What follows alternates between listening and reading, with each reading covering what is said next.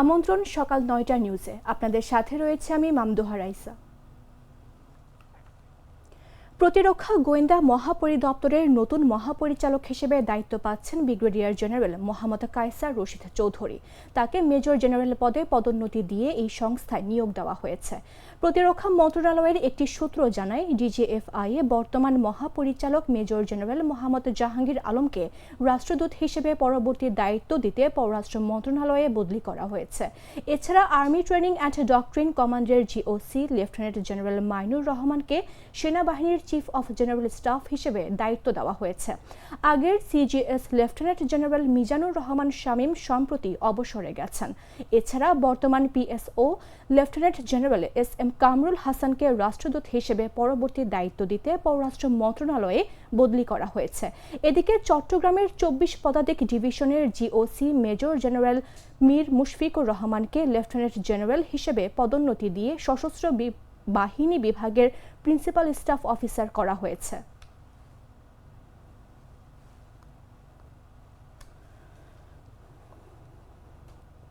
বাংলাদেশ সেনাবাহিনীর শীর্ষস্থানীয় পদগুলোতে রদবদল আনা হয়েছে। রোববার সেনা সদর থেকে এই সংক্রান্ত আদেশ জারি করা হয়।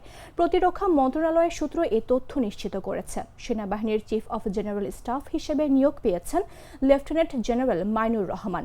আগে তিনি ট্রেনিং অ্যান্ড ডক্ট্রিন কমান্ডের জিওসি ছিলেন।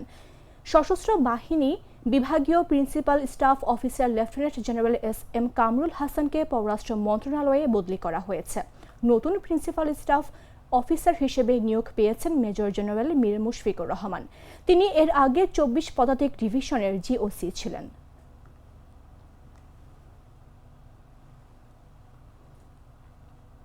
চুয়াডাঙ্গার দৌলত দিয়ারে মৌসুমী ফুড বেকারিতে ডালডার মধ্যে মৃত ইঁদুর পাওয়া গেছে।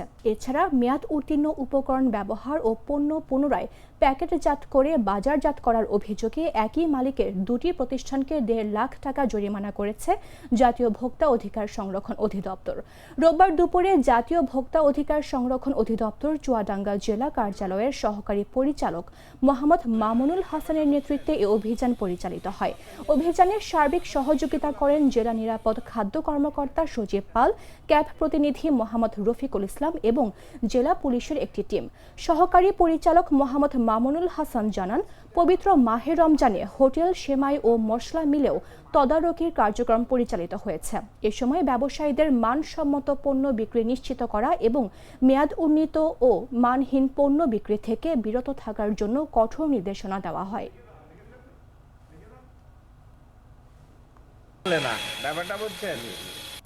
জাতীয় ভোক্তাধিকার সংরক্ষণ অধিদপ্তর এবং বাংলাদেশ নিরাপদ খাদ্য কর্তৃপক্ষের যৌথভাবে আজকে আমরা চুয়াডাঙ্গা শহরে অভিযান পরিচালনা করি। পবিত্র মাহে রমজানের উপলক্ষে এই অভিযানে আমরা দৌলতদিয়ার এবং রেলবাজার এলাকার সেমাই, বেকারি, মশলা ভাঙানো মিলগুলো আমরা পর্যবেক্ষণ করি।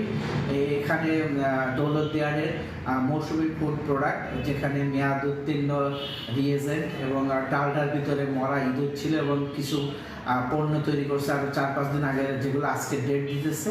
এই কারণে ১ লক্ষ টাকা জরিমানা করা হয় এবং রেলবাজারে অনন্যা ফুডকে মেয়াদ উত্তীর্ণ পাউরুটি আজকে নতুন করে ডেট দিয়ে বাজারজাত করার অপরাধে ৫০,০০০ সহ মোট ১.৫ লক্ষ টাকা জরিমানা করা হয়।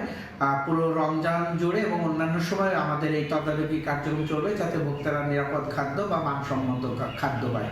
দুধার চকলেটে একাকার হয়ে ওঠা প্রাণ লেয়ার সম্পর্কের মিষ্টি ম্যাজিক। জানাবো আন্তর্জাতিক সংবাদ।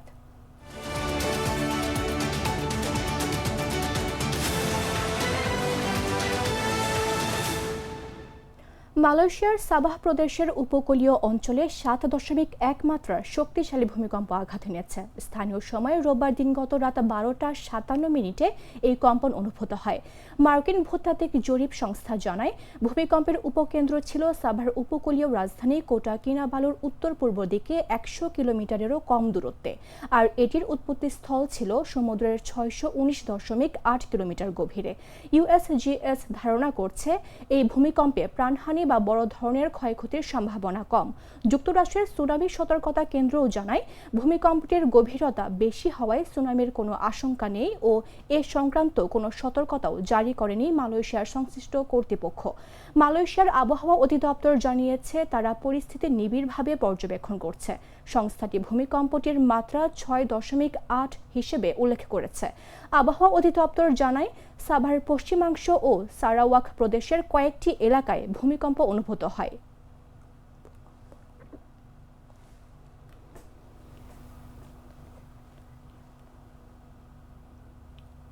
সংবাদ শেষ করব খেলার খবর জানিয়ে।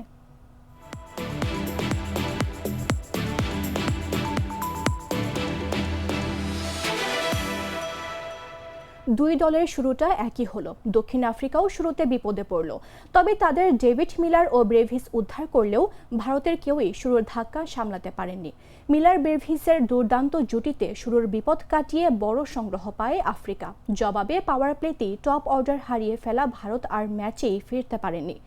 এতে করে ভারতকে উড়িয়ে সুপার 8 পর্ব শুরু করেছে দক্ষিণ আফ্রিকা। আহমেদাবাদের নরেন্দ্র মোদী স্টেডিয়ামে রোববার টি-20 বিশ্বকাপের সুপার 8-এর ম্যাচ ভারতকে 76 রানে হারিয়েছে দক্ষিণ আফ্রিকা। আগে ব্যাটিং করে 187 রানের বড় সংগ্রহ পায় প্রোটিয়ারা। জবাবে 7 বল বাকি থাকতে 111 রানে গুটিয়ে যায় ভারত। ইনিংসের প্রথম ওভারেই ঈশান কিষানকে ফেরান প্রোটিয়া অধিনায়ক এইডেন মার্করাম। এই নিয়ে টানা 4 ম্যাচে ভারতের কোনো না কোনো ওপেনার 0 রানে ফিরলেন। আগের 3 ম্যাচে 0 রানে ফিরছেন অভিষেক শর্মা। শুরুর ধাক্কার পর অধিনায়ক সূর্যকুমার যাদব ও ওয়াশিংটন সুন্দর মিলে ভারতকে খেলায় ফেরানোর চেষ্টা করেন, তবে তাদের জুটি বড় হয়নি। অষ্টম ওভারে সুন্দরের বিদায়ে ভাঙে 16 রানের জুটি। দলের বিপদের দিনে ব্যর্থ হয়েছেন হার্দিক পান্ডিয়াও। 15তম ওভারে ফেরার আগে 17 বলে 18 রান করেন তিনি। কার্যত হার্দিকের বিদায়েই ভারতের জয়ের আশায় অনেকটাই শেষ হয়ে যায়। ওই ওভারে আরও 2 উইকেট নেন প্রোটিয়া স্পিনার কেশব মহারাজ।